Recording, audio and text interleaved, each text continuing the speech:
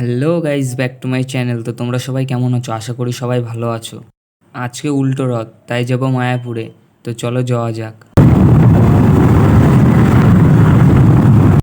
ঘাটে আসতেই প্রথমে গাড়ি গ্যারেজ করে দিলাম,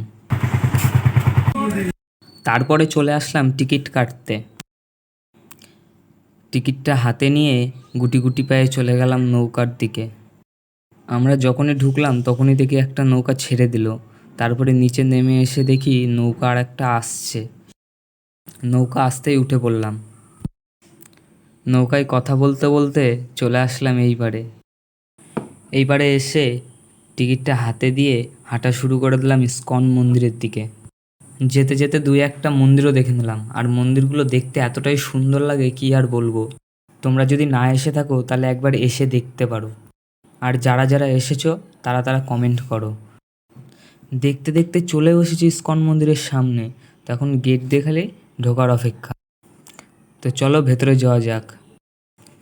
তো দেখতে পাচ্ছ আজকে অতটাও লোক নেই যতটা থাকে।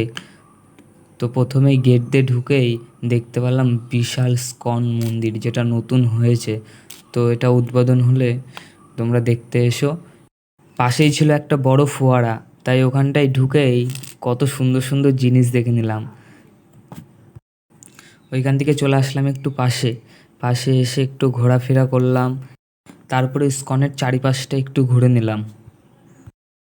সামনের ডান দিকে এখানটায় সন্ধ্যা আরতি হয়। পার্কের মাঝখান দিয়ে হাঁটতে হাঁটতে চলে আসলাম ফোয়ারার কাছে। এখানটায় দাঁড়িয়ে কটা ছবি তুলে নিলাম।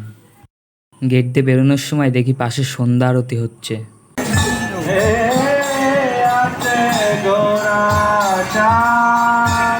তো গুটি গুটি পায়ে বেরিয়ে পড়লাম বাড়ির দিকে। তো আজকের ভিডিওটা এই অবধি। যদি ভিডিওটা ভালো লেগে থাকে তো চ্যানেলটাকে সাবস্ক্রাইব করে দিও। আর চলো দেখা হচ্ছে নেক্সট ভিডিওতে।